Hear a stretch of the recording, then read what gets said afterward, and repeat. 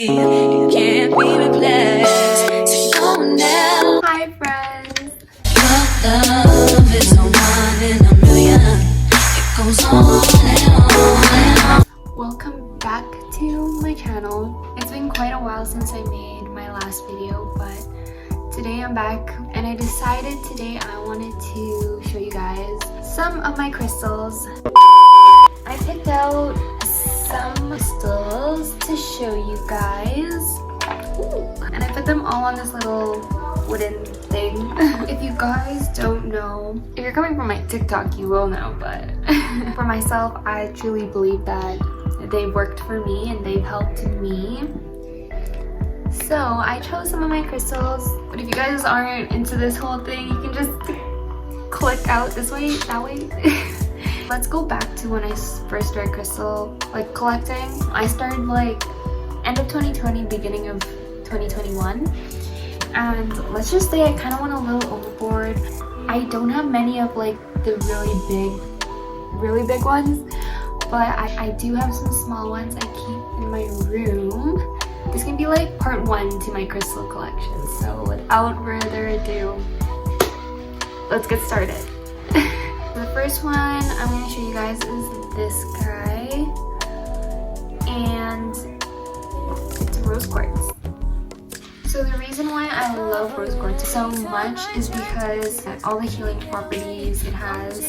Rose quartz is the stone of love. It promotes self-love, confidence, and compassion, and it's also used to attract love for self and others while banishing stress and insecurities. So I like to keep mine in front of my mirror for self-love. The next crystal I'm going to show you guys is selenite. This was my first crystal ever.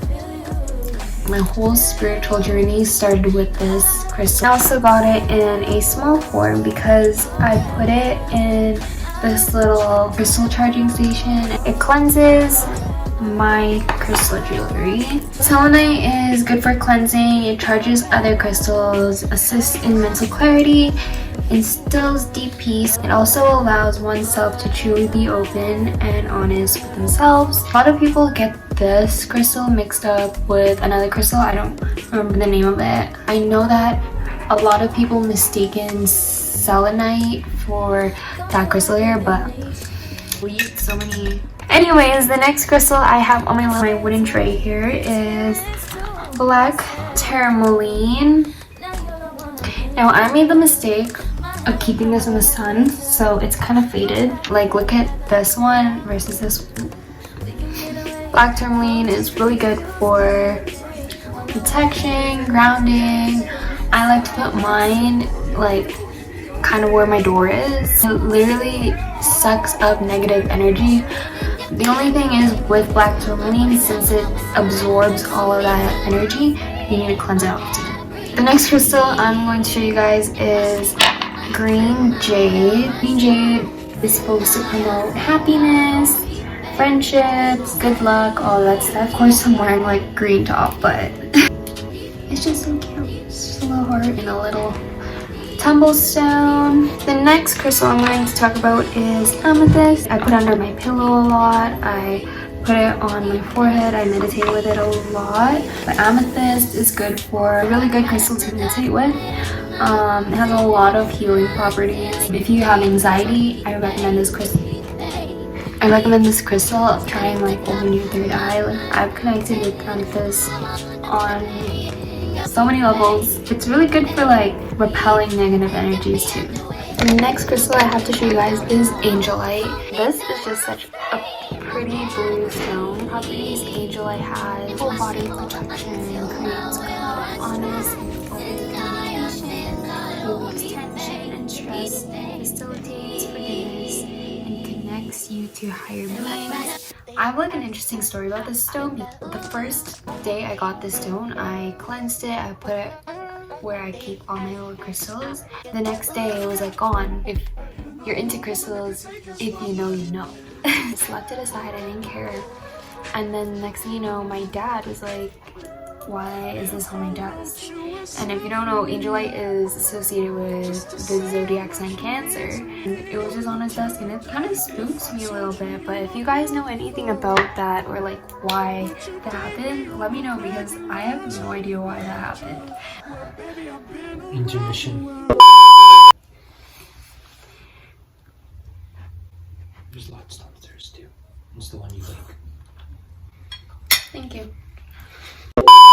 The next crystal I'm going to show you guys is blue kyanite. Now, I also had the mistake of leaving this crystal out in the sun, so it faded a little bit. Even though it is faded, I love how pretty it still looks and how it still shines in the light. It restores the flow of energy to all your chakras. It works together with a lot of other crystals, which is what I like because if you know, some crystals can clash with each other. Pairing kyanite with other crystals is really easy.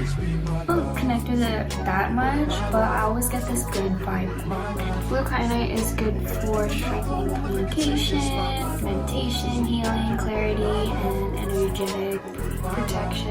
One of the last crystals I have to show you guys is orange calcite. It's really good for healing your mentality.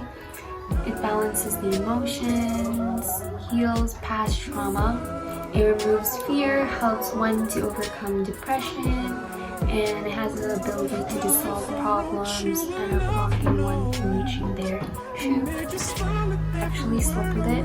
It didn't actually soak like this. It was a little bit smoother, but I went to bed with it and I woke up and it got those little grooves on it. This crystal I have is tiger's eye or tiger's iron. It's just this pretty brown stone. I also have a necklace of this crystal. It's a good grounding stone and it's also good for protection. I always carry it in my little pocket of crystals I carry around with me when I'm on the go. Those are all the crystals I have on my little tray here. I think these are really good crystals for beginners or if you're just starting to get into crystals and want to expand on some of the ones you do have already. For the most part, these crystals are really easy to find. Yeah, if you guys want a part 2 to this, let me know. Thank you guys for watching. Your love is a one in a million. It goes on and on.